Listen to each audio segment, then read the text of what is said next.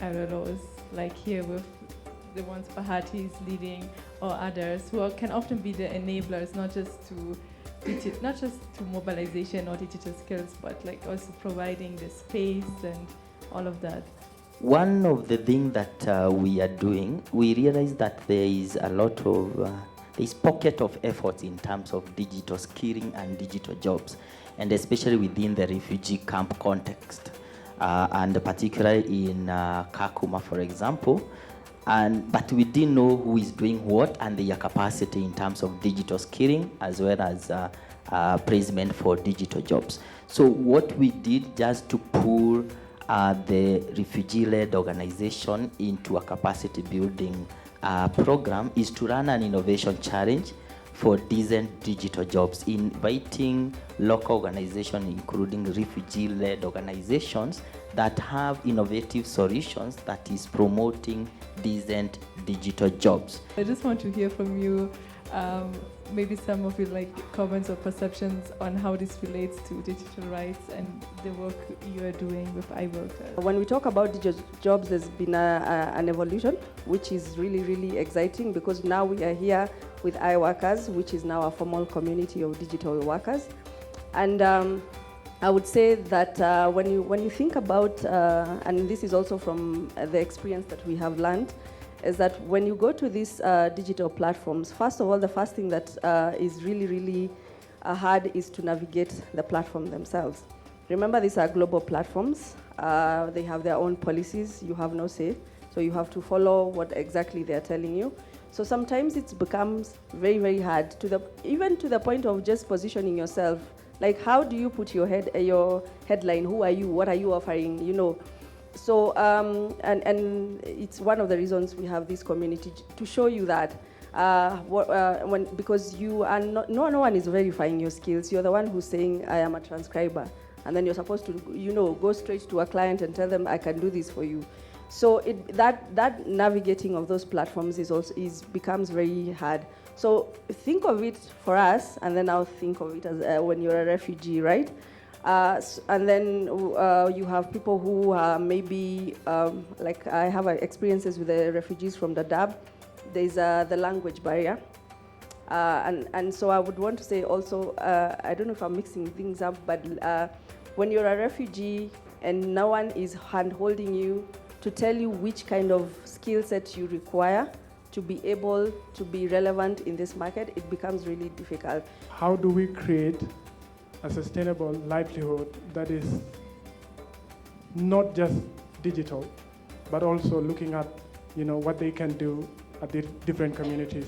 Because when you talk about inclusion and providing accessibility to refugees to work online, already there's a loophole, because a huge part of the community that is supporting the community on a day-to-day basis might not have access to these communities, to these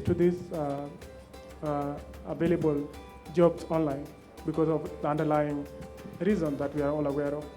And I just finished a report on the digital gender divide here in Kenya. We're all talking about policies as if policies are like our answer, but we're being very vague. There are actually very specific policies here in Kenya that govern ICT, information communication and technology, none of which mention refugees or displaced populations at all. They say other marginalized communities, and so that's one point that we need to be advocating for. The second is that neither the Sharika Plan or the New Refugees Act mention digital livelihoods or ICT as well, so that's another thing that we need to be conscious of. When we speak about getting like a potential visa, maybe it could follow like Europe is implementing the digital nomad visas. Maybe we could follow something along those lines. When we talk about translating transcripts, that's again training in ICT. We can't just assume people know how to do that. And then lastly, for digital content creators, last year's finance bill actually taxed content creators every time that they had a click on their content creation online, so we need to be aware of that. The session we are going into, we want to discuss basically music and poetry, but basically you could blow it up to the whole area of art. How can art be a pathway for migrants and refugees, especially in a country like Kenya, for them to make money? Is it viable? Is it something that is promising? What are the challenges? What can we do to help them so that they can use art to make money? As local musicians, as local artists, as experts in this sector, how do we work with our brothers from the other countries who are here, who may not have the papers, who may not have the knowledge of even this city? Please. Wow, that's deep. And I relate because I also work with refugees in my band. Yes, so I'll go straight to the point. And one way is through collaborations. Yes. So you and I can sit and come up with a song. Yeah.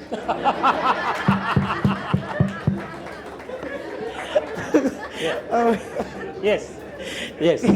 So I won't explain further. It's done already. What are the pathways you've seen that have given you, brought you out of the crowd, as we say?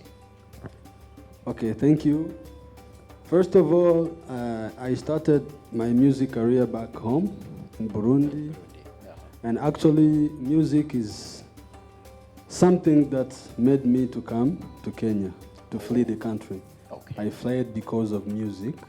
There is a song that I did back in 2010. Yes. It was actually we are nearing the election at that time. Yes. So I did a song just to open the eyes of the people from Burundi, Right. just to vote wisely. Tackling some things that were being done wrongly by the government. So, and the song, I just did a song just the way somebody can just do a song. Right. And this particular song was used by opposition political parties just for their campaign. So the song went viral. Right. Then after that, the persecution started. So I had to flee the country. I came to Kenya.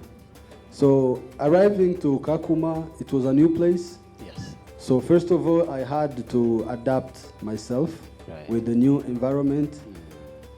Coming from a French-spoken country to an English, it was not really easy for me. Yeah. But good enough, I was able to communicate in Swahili.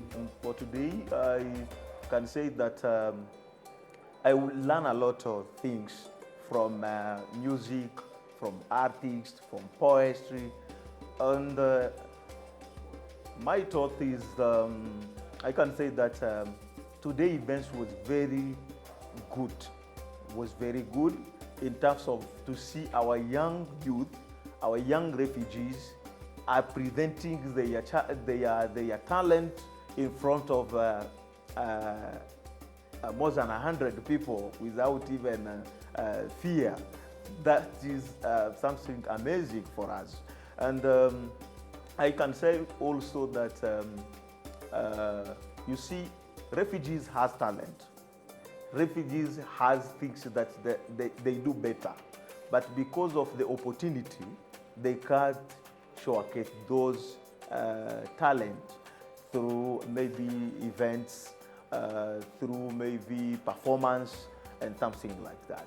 So I can maybe recommend Samuel Hall Refugee Organization and other refugee organization to maybe to mentor and also to give opportunity for those youth who are performing for today. I had written my essay, Sold into Silence, and with God's grace, I was chosen by Samuel Hall to be the first runners-up, which is something that I am very, very proud of. When it comes to my poetry, I like writing poetry that resonates with the refugee community. And I am here being the voice of the voiceless that is in refugee matters and according to the girl child. When I wrote my essay, it was on the girl child who was basically being sold off to a European-based Southern Sudanese man just so that they could eradicate poverty in the home state. My main highlight of the day was definitely the last panel, and specifically the discussion that was had and the performance from the artist from Burundi.